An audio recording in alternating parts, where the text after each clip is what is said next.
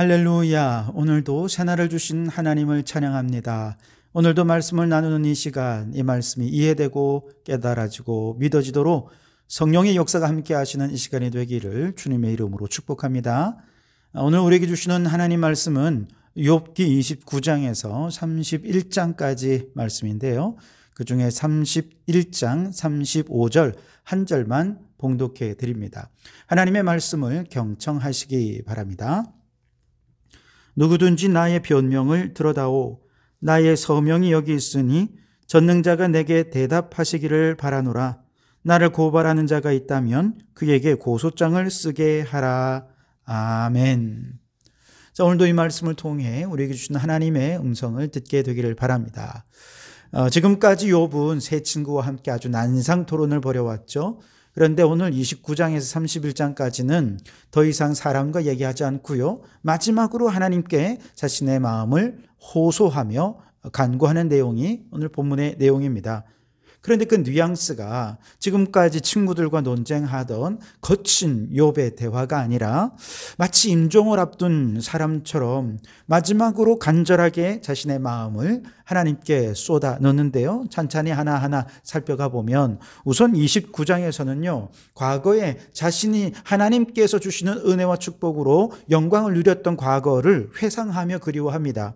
자, 29장 2절에 보시면 나는 지난 세월과 하나님이 나를 보호하시던 때가 다시 오기를 원하노라, 그렇게 이야기하죠. 그러면서 다시 한 번 더 그 하나님의 때를 회복하기를 원한다 하면서 3절에 그때는 이라는 말로 이어가죠. 그래서 그 이어가는 내용들을 보시면 하나님께서 지난날 자신의 생애 가운데 얼마나 많은 복을 주셨는지 돌아보며 회상하고 있는 내용입니다. 우선 4절에는 가정해 주신 하나님의 복인데요. 내가 원기왕성하던 날과 같이 지내기를 원하노라. 그때에는 하나님이 내 장막에 기름을 발라주셨도다 그랬어요. 장막은 그들이 거주하는 집을 말하는 것이죠. 그 장막에 기름을 발라주셨다는 것은 그 가정에 물질적인 복, 은혜의 복, 축복을 막 쏟아 부어주셨다는 것입니다. 6절에도 보시면 저주로 내 발자취를 씻으며 바위가 나를 위하여 기름 시내를 쏟아냈으며 그랬어요. 과거에는 마치 바위가 기름을 쏟아낼 정도로 욥이 사는 땅이 아주 풍부한 자원을 쏟아내어서 이로 인해서 엄청나게 풍부한 재산들을 형성해 갈 수 있었다는 것이죠. 뿐만 아니라 29장 7절에서 10절에는요, 욥이 과거에 누렸던 사회적인 지위와 명예와 그 영향력에 대해서 기록하고 있는데요. 그때는 어땠느냐? 다시 제가 제 말로 정리해 보면 욥이 지나가서 성문에 이르러 재판과 송사에 참여를 했어요. 거리에 자리를 만들어서 많은 억울한 사람들의 민원을 청취하는 지도자 역할도 했습니다.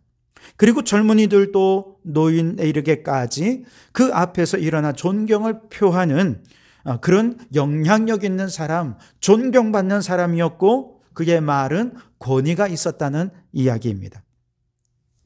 그리고 또한 앞서 엘리바스나 소발 같은 사람은 욥은 사회적으로도 너무나 무자비하고 악행을 저질렀기 때문에 이렇게 고난받는 거다라고 하면서 욥을 비난했었는데요. 11절 이하에 보면 욥이 얼마나 사회적인 약자들을 옹호했고 그들을 구원하기 위해서 최선을 다하는 삶을 살았음을 변론하고 있습니다. 12절에 보면 부르짖는 빈민과 도와줄 자 없는 고아를 건져 주었고 13절에 보면 망하게 된 자도 욥을 위해 복을 빌어줄 정도로 과부들이 기뻐 노래할 정도로 그렇게 그들을 도와주었다는 것이죠. 15절에는 욥은 맹인의 눈이 되어주고 다리 저는 자의 발도 되어주었습니다. 16절에 빈궁한 자의 아버지가 되어주고 모르는 사람의 송사까지도 돌보아 주는 자였습니다. 자, 여러분, 이처럼 이렇게 복을 누리고 의롭고 선하고 경건하게 그렇게 살았다면 그의 인생의 결망이 해피 엔딩을 기대하게 되지 않겠습니까? 하나님이 주시는 복으로 그의 인생이 가득 채워져서 평안하게 살다 죽었다. 이러면 얼마나 좋아요. 그런데 현실은 정반대라는 거예요. 30장으로 넘어오면 그러나 이제는 이라는 말로 시작을 합니다. 1절에 보시면 그러나 이제는 나보다 젊은 자들이 나를 비웃는구나. 그들의 아비들은 내가 보기에 내 양떼를 지키는 개 중에도 둘만하지 못한 자들이니라 그랬어요. 자신의 양떼를 지키는 개들보다도 못하던 그런 취급을 받던 사람들이 욥의 처지를 비웃을 정도로 욥은 지금 철저히 나락으로 떨어진 현실을 살아가고 있다는 거죠. 더 이상 존경받는 축복의 통로가 아니라 오히려 사람들로부터 경멸과 놀림을 받고 인신공격의 대상이 되어버리고 말았다는 것입니다. 9절로 10절에 보시면 이제는 그들이 나를 노래로 조롱하며 내가 그들의 놀림거리가 되었으며 그들이 나를 미워하여 멀리하고 서슴지 않고 내 얼굴에 침을 뱉는도다. 얼마나 모욕스럽습니까? 얼마나 자존심 상합니까? 그런데 여기서 한 걸음 더 나아가서 욥이 이런 상황을 놓고 아무리 하나님께 기도해도 하나님은 묵묵부답, 침묵무로만 일관하고 계십니다. 20절에 보시면 내가 주께 부르짖으나 주께서 대답하지 아니하시오며 내가 섰사오나 주께서 나를 돌아보지 아니하시나이다 그랬습니다. 얼마나 그 상황 속에서 힘들었습니까? 모욕적입니까? 그래서 하나님 앞에 도움을 구하며 기도했습니다만 하나님은 그에게서 너무 멀리 계신 분 같아요. 도무지 응답이 없습니다. 위로도 없습니다. 얼마나 답답합니까? 그러니 그는 좌절하고 힘이 빠질 수밖에 없었죠. 여러분, 누구라도 자신의 인생에 이렇게 최선을 다해서 모든 열심을 다해서 하나님을 섬기고 살았다면 아마 그의 인생은 해피엔딩을 기대했을 것입니다.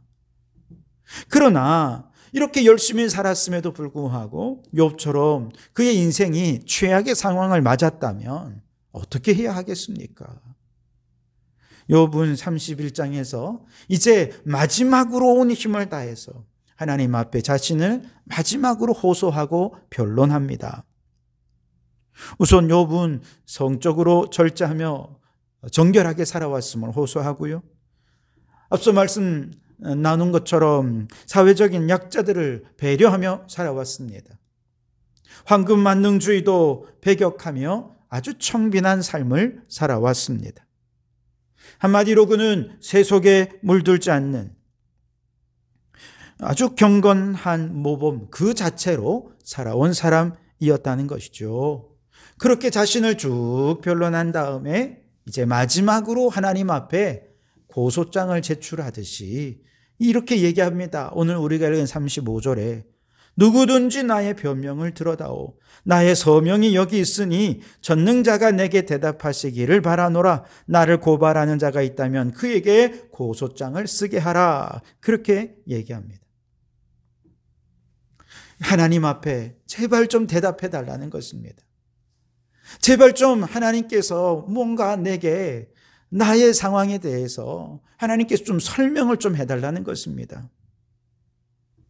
그리고 이제 여기까지 마음을 다 쏟아놓아 모든 말들을 남김없이 쏟아댄 욥은 이제 더 이상 말을 마치고 지금부터는 침묵하게 됩니다. 오늘이 29장부터 31장의 말씀을 통해 우리가 생각할 것은 두 가지인데요. 첫째는 말씀드린 대로 우리가 경건하게 살고 선하게 산다 해도 그 끝이 해피엔딩이 아닐 수 있다라고 하는 것이죠. 여러분, 우리의 삶의 끝이 해피엔딩이 아니라 하더라도 그가 지금까지 살아온 경건한 삶, 선한 삶이 무의미하다는 것입니까? 그렇지 않습니다. 왜요? 우리의 끝은 이 세상의 끝이 아니라 영원한 천국에서 보상받을 것이기 때문에 그렇습니다. 하나님은 이 모든 우리의 경건한 삶을 다 기억하고 계시고 계수하고 계시고 마지막 날에 하나님께서 결산의 때에 상급과 복을 내려 주실 줄 믿습니다. 그래서 가끔 안 믿는 사람들이요, 예수 믿는 사람들을 비난하며 말하죠. 아니, 예수 믿어서 당신 잘된 게 뭐가 있냐고. 오히려 예수 믿은 다음에 당신이 더 몸이 안 좋아지고 사업은 더 실패하고 상황이 더 악화되지 않았냐고. 그러면서 모든 상황을 하나님 탓으로 돌리는 그런 사람들이 있습니다. 여러분, 그런 얘기 들으면 기운이 빠지죠. 아마 욥은 더 했을 거예요. 그런데 여러분, 그런 말에 귀 기울이지 마십시오.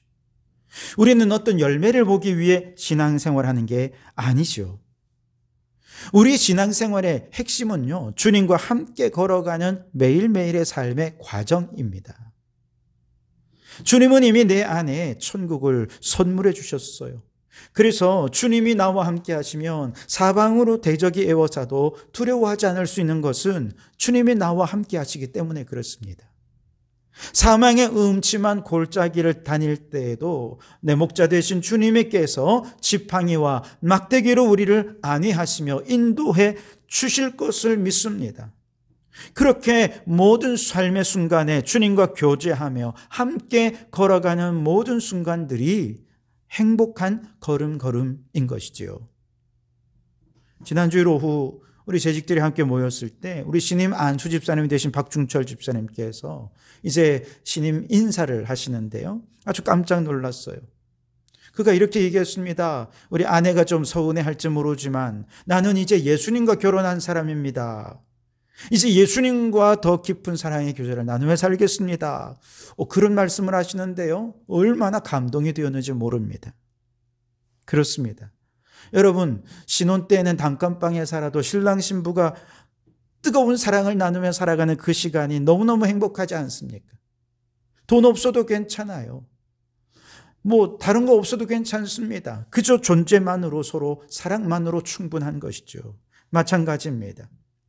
우리가 이 세상에서 대단한 물질의 복, 건강의 복, 대단한 복이 주어지지 않아도 예수님과 우리는 결혼한 사람이잖아요. 주님과 알콩달콩 매 순간 교제하며 살아가는 하루하루의 삶 그 자체가 이미 행복인 것이지요. 여러분, 우리의 신앙생활의 끝이 사람들이 생각하는 해피엔딩이 아니라 하더라도 오직 주님 한 분만으로 주님과 사랑의 교제를 나눈 모든 순간들이 행복했노라 고백하며 믿음으로 살아가는 성도들이 되시기 바랍니다. 두 번째 생각할 것은요, 욥은 끝까지 하나님께 부르짖고 매달리고 질문하는 아주 집요한 신앙을 가지고 있습니다. 우리가 이런 신앙을 좀 배워야 한다는 것이죠.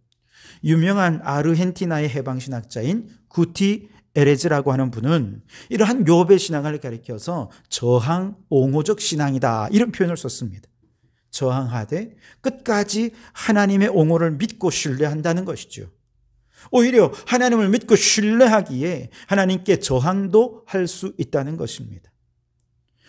욥의 집요한 저항과 항변을 하나님께서는 100% 수용하실 정도로 우리를 그렇게 사랑하시는 하나님이십니다.